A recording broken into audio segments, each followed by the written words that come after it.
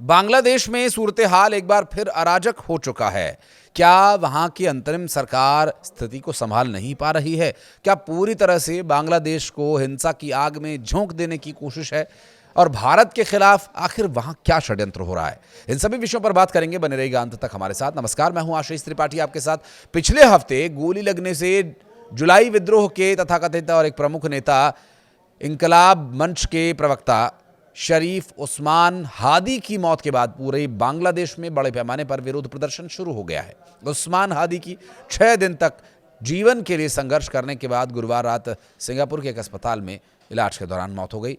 पिछले एक सप्ताह में अज्ञात बंदूकधारियों के द्वारा हत्या के बाद से लगातार विरोध जारी है। हादी के सिर में गोली मारी गई थी और जिसके बाद वो गंभीर रूप से घायल हो गए थे। इस बारे में भी आगे विस्तार पूर्वक आपको जानकारी देंगे। बहरहाल, अंतरिम सरकार के प्रमुख मोहम्मद यूनुस ने राष्ट्र को संबोधित किया और कहा कि आज मैं आपके समक्ष अत्यंत दुखद समाचार लेकर आया हूं। जुलाई विद्रोह के निडर योद्धा और इनकलाब मंच के प्रवक्ता शरीफ उस्मान हादी अब हमारे बीच नहीं रहे।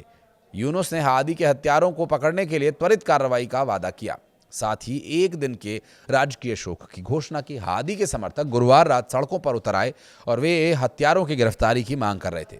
प्रदर्शन के दौरान राजधानी के कारवां बाजार में प्रोथोम आलो और डेली स्टार, ये 2 अखबार हैं वहाँ के, इनके दफ्तरों पर भी हमला किया गया और इस दौरान तोड़ फोड़ और हिंसक झड़प की खबरें सामने आईं।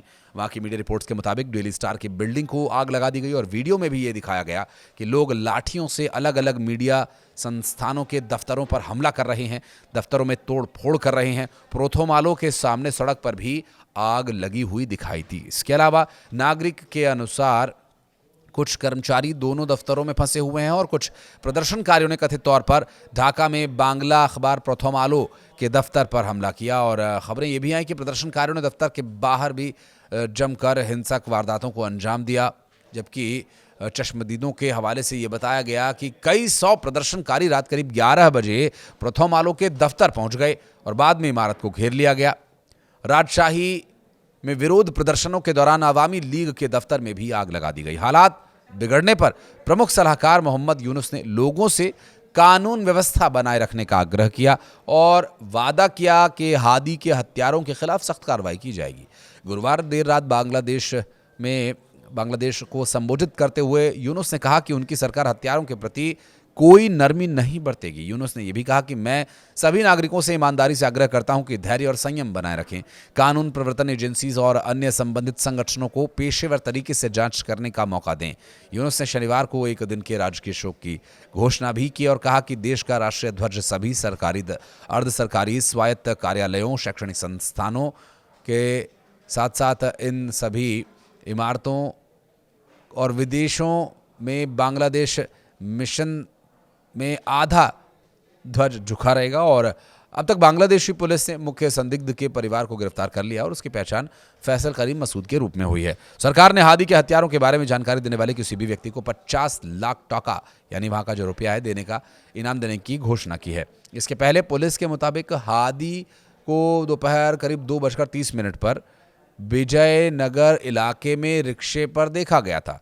सीसीटीवी फुटेज में दिखा है कि एक बाइक पीछे से आई, रिक्शे के पास रुकी और फिर दाईं ओर आकर के वो रुकी।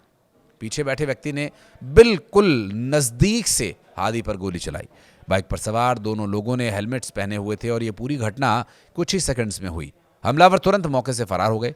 इंकलाब मंच के कार्यकर्ता मोहम्मद रफ़ी, जो हादी के पीछे एक दूसरे रिक्शे पर थे, उन्होंने बताया कि जुमे की नमाज के बाद वे दोपहर का खाना खाने हाईकोर्ट इलाके की ओर जा रहे थे। मोटरसाइकिल पर आए 2 लोगों ने हादी पर गोली चलाई और भाग गए। चीफ एडवाइजर यूनुस ने हादी की मौत पर देश को संबोधित किया और कहा कि ये बर्दाश्त नहीं किया जाएगा और उस्मान हादी की मौत का बदला लिया जाएगा। शहीद उस्मान हादी की पत्नी और उनके इकलौते बच्चे की जिम्मेदारी सरकार लेगी। यूनुस ने भरोसा दिलाया कि हादी की हत्या में शामिल सभी आरोपियों को जल्द कटघरे में लाया जाएगा और उन्हें कड़ी सजा दी जाएगी। उन्होंने कहा कि इस मामले में कोई ढील नहीं दी जाएगी। यूनुस ने लोगों से शांति बनाए रखने की भी अपील की है। कानून व्यवस्था और एजेंसीज को अलर्ट रहने के भी निर्देश अंतरिम सरकार के द्वारा दिए गए हैं। चर्चा तो यहाँ तक थी कि हादी की बढ़ती लोकप्रियता से भी काफ़ी लोग जो वहाँ प्रशासन देख रहे हैं घबराए हुए थे, क्योंकि सरकार तो अंतरिम सरकार है, कोई भी पद से हटाया जा सकता है और प्रधानमंत्री बनाया जा सकता है। आपका इस पर क्या कहना है, बताइएगा ज़रूर।